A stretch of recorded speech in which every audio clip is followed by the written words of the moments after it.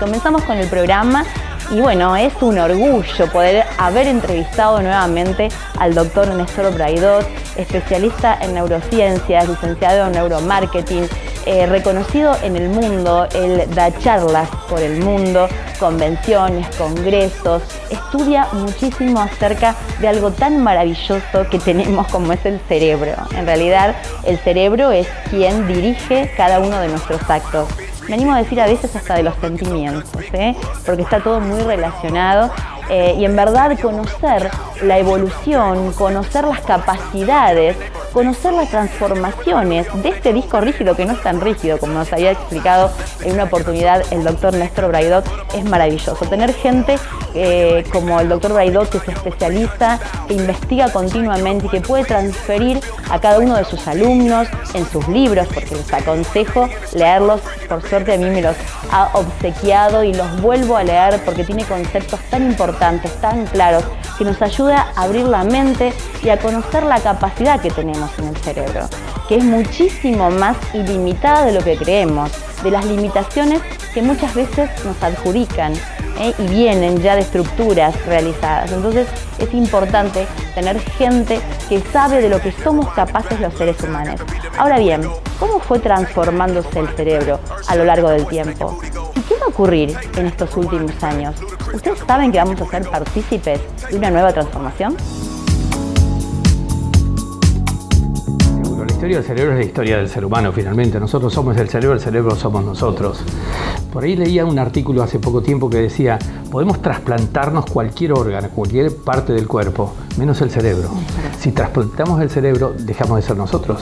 Somos aquel que nos aporta el cerebro. O sea, somos un cerebro. Efectivamente. O por lo menos somos lo que el cerebro quiere que seamos. Es verdad. ¿Y cómo se fue transformando este cerebro del primer mono?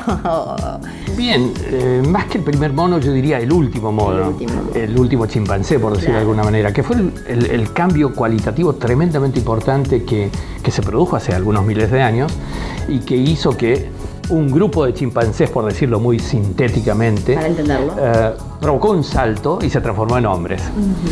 O por lo menos en el ser humano que en alguna medida hoy conocemos, con toda la evolución que posteriormente hubo.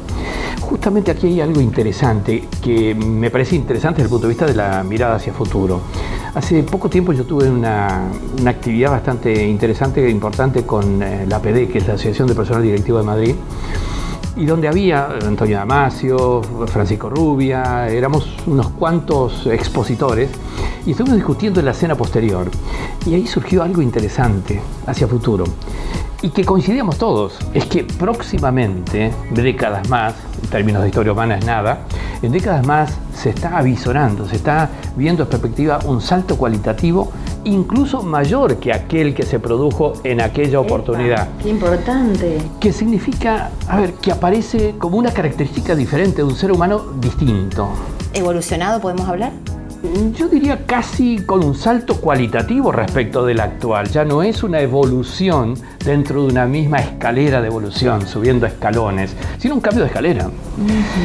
Interesante porque esto marca una reflexión que la podemos ver hoy día, porque si uno mira el cerebro nuestro, por ejemplo, con perdón, yo soy de una generación tal vez anterior aún, pero y ve el cerebro de un chico joven, de un adolescente, incluso de un niño, son cerebros diferentes, tienen características distintas, reaccionan y accionan muy distinto al nuestro, tienen capacidades, nacen con una interconexión tan diferente que hace que ya observando ese cerebro uno empieza a pensar: ¿y qué será de lo próximo que venga?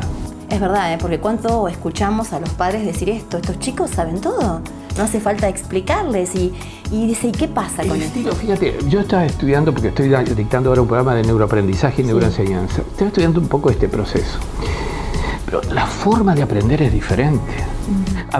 Para nosotros manejar estos equipos tenemos que hacer un cursito de cómo entender Internet, la computadora, los programas, el Office, lo que fuere. Y para algunos parece utópico, sí, eso es la realidad. Uno pone a un chico, un adolescente, incluso un niño, frente a esto, no hace un curso. No. Intuitivamente empieza a manejarse con el sistema. O sea que las herramientas son genuinas. Las herramientas son genuinas, pero acceden de una manera hiperrápida y de distinta forma. ¿Tendrá que ver esto con las neuronas hiperveloces? Yo diría que con neuronas hiperveloces, pero además porque nacen con una estructura cerebral sensibilizada de manera diferente, de manera distinta. Y aquí viene a cuento algo que voy a decirlo explícitamente yendo a la pregunta original. Obviamente nosotros nacemos con una herencia genética que obviamente nos trasladan nuestros padres, ¿sí? Sin embargo, lo que se ha descubierto hace pocos años atrás es que no solamente eso conforma tu conducta, tu comportamiento, tu capacidad, sino que también hay algo que se denomina herencia epigenética. ¿Qué quiere decir esto? Esto quiere decir que ya no solamente se heredan los genes, sino la expresión de los genes. Esto significa que el entorno en el cual has nacido, con sus más y sus menos estímulos, sus mejores y peores estímulos, eso condiciona la expresión de tus genes que además heredarán tus hijos.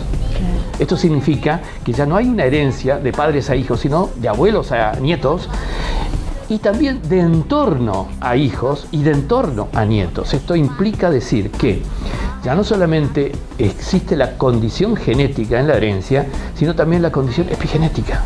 Entonces, como mi entorno en el momento que yo he nacido fue de una característica muy diferente a la que mis hijos han tenido, más a mi reciente nieta que acaba de nacer hace 2 meses, tan diferente también respecto de mis hijos, eso va a hacer que el cerebro de unos y de la otra, en este caso Milena, será sustancialmente diferentes. Pero diferentes en un sentido muy amplio, con capacidades distintas también. Y esto hay que marcarlo, porque esto significa empezar a reconocer que hay factores que nosotros podemos de alguna manera generar para bien o tal vez para mal en el entorno de los procesos, y eso va a condicionar a quien recibe esas influencias. Claro, biodecodificación, ¿no? También tiene que ver con Correcto. esto de tratar de manejar un poco el entorno. Correcto. Y saber que con estas herramientas que tenemos podemos proveerles a las futuras generaciones, a los niños, herramientas positivas, ¿no? Para que el cerebro se desarrolle cuantitativamente, ¿no? Y cualitativamente también. Sí, sobre todo esto último, cualitativamente, que eso es un factor crucial, porque yo insisto que el desafío de cambio hoy día no es un desafío de un upgrade o una evolución respecto del estadio actual, es decir, no es un escalón más de los escalones que venimos subiendo, sino que es un desafío que yo le llamo disruptivo, en el sentido que hay un cambio de escalera, hay una forma, una manera distinta, y esos son los cambios cualitativos que se producen, algunos los llamamos cambios cuánticos, que se producen cada X cantidad de tiempo. ¿Y estamos preparados, digamos, el ser humano en forma general a brindarles nuevas herramientas a estas nuevas generaciones cuando traemos una historia de pronto encuadrada o enmarcada en una estructura social? Es cultural? una pregunta muy importante, Yo creo que según las sociedades, según las culturas, según los ámbitos, es muy diferente esta experiencia, pero sí hay que decir lo siguiente. No solamente depende de nosotros padres o nosotros familia en el proceso, incluso depende de entornos más amplios. Esto es algo que hay que decirlo, porque si bien el principal factor es el entorno inmediato, por justamente la inmediatez de la conexión, pero también el entorno mayor de alguna manera incide sobre este tema. Ahora, la pregunta, ¿estamos preparados? Yo sé que apunta tal vez a otra cosa, y yo creo que hay sociedades que están más y otras menos preparadas para esto. Yo creo que hay que admitir algo importante, que no solamente hay que tener capacidad de aprender, sino también hay que tener capacidad de desaprender. Y esto, el impacto que tiene en el término del análisis generacional es crucial. ¿Por qué? Porque es muy probable que en mi caso, tu caso, en el caso de Juan o de Pedro, habría que admitir que el que sucede, generación posterior, o el alumno, o aquel que tenga enfrente, puede tener otra diferente interpretación, concepción o conocimiento, y otra diferente manera de aprender incluso. Atención a la diversidad. Absolutamente, absolutamente. De paso viene bien decir que la diversidad en cuanto a estímulo, implica justamente un crecimiento cualitativo de las funciones del cerebro. Totalmente. También hablemos del tema educación, ¿no? La educación prohibida, es decir, hay que ver cómo se manejan también todas estas áreas, porque es importante esta contención de todo un entorno. No solamente ahí está la cuestión. Y fíjate, lo vamos a poner un ejemplo. Tú has mencionado este libro al comienzo. Ahora, ¿qué es importante de este libro? ¿Leerlo y aprenderlo de memoria? No. Ese es un poco el tema. Normalmente nuestras... y te digo, en varios países, en nuestros estilos, formas de capacitar, educar, es estudien de memoria el libro, estudien de memoria la clase, en el examen repitan de memoria las preguntas que yo le hago, que son las del libro, que son las de la clase. Y esto condiciona el cerebro. Totalmente, que muchos profesores piden eso, ¿eh? Esto tiene que ser una forma de estimular a que la persona que lo lea responda con enriquecimiento a lo que está leyendo. Y no condicionado por esto. ¿Por qué? Porque el cambio es tan rápido, hoy el conocimiento se duplica cada 2 años, que si uno se queda con la respuesta escrita, que está en función de lo que hoy estimuló a escribir esto que se ha escrito, pero es que dentro de 2 años esto ya no será así. Esto sirve en tanto te estimule a generar creativamente mejor respuesta, pero no será esta respuesta. Será una respuesta generada a partir de esto y otros estímulos, pero no condicionada por esto.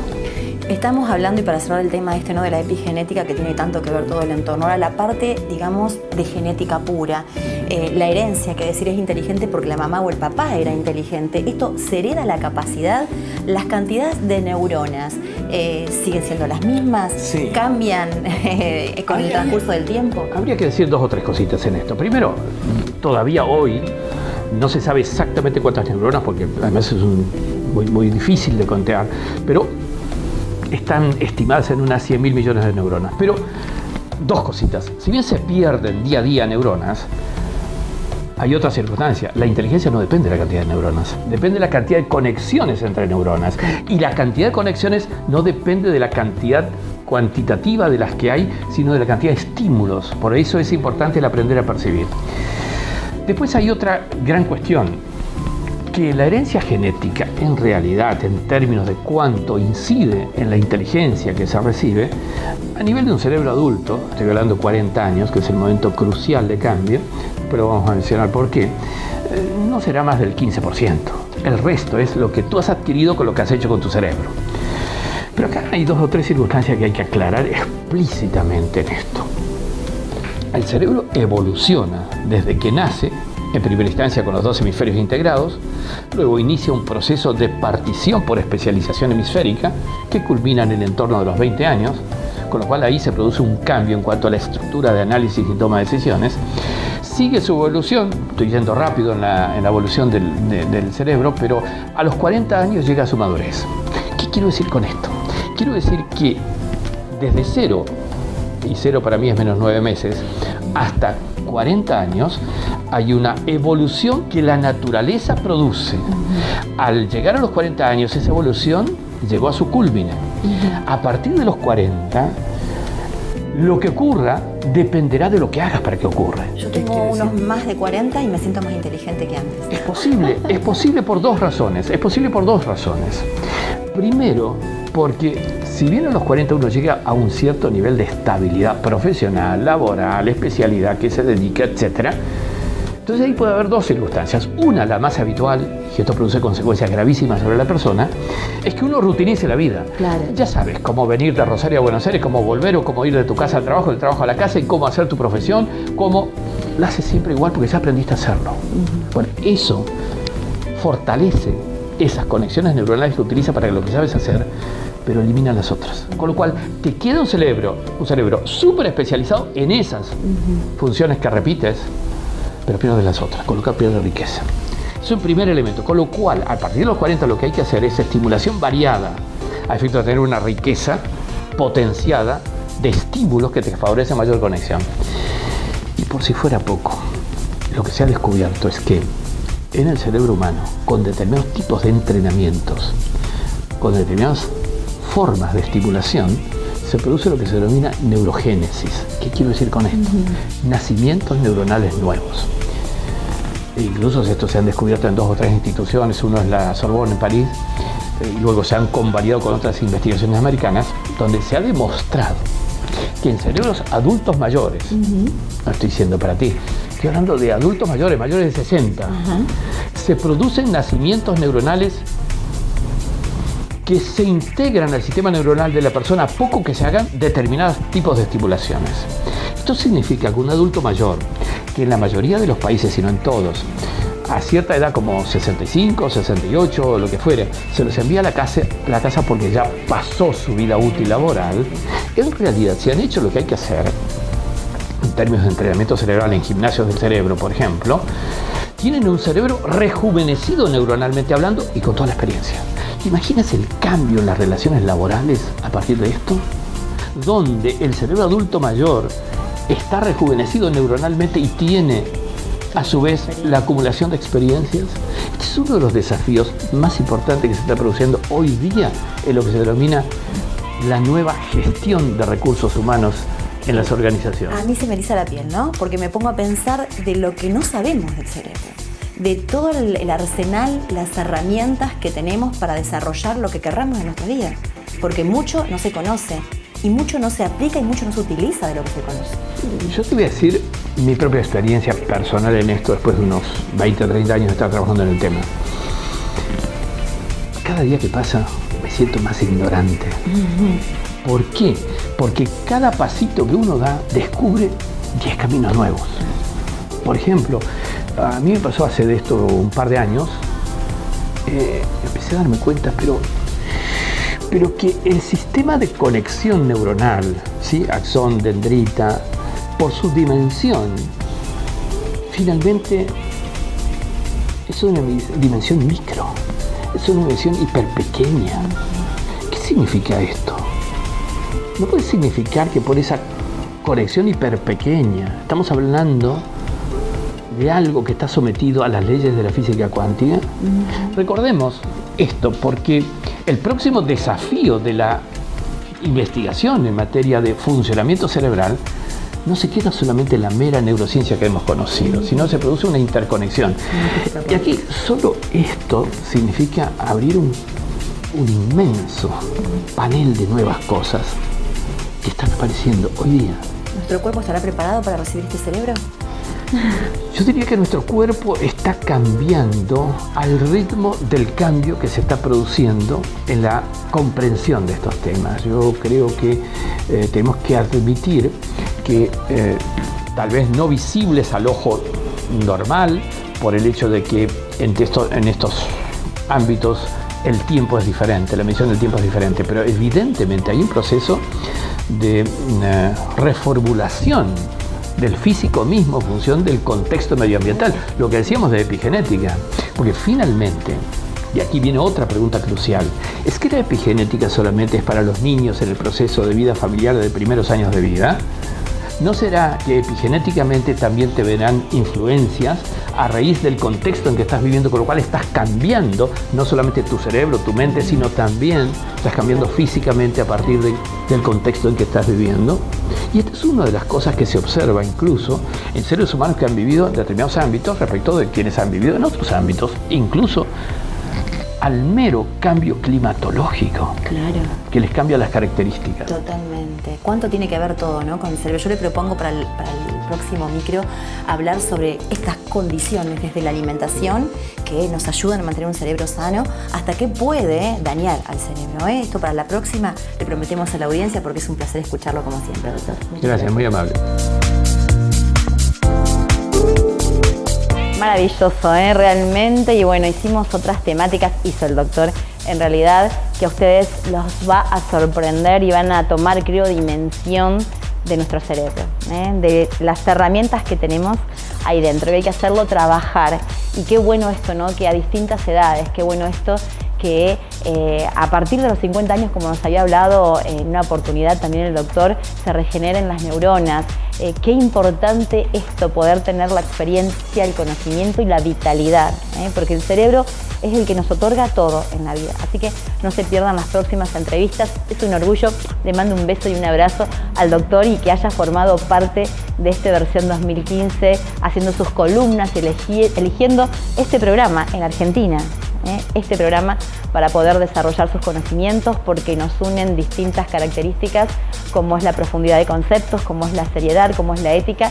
Y bueno, para mí es un orgullo inmenso, así que lo tengo que decir públicamente.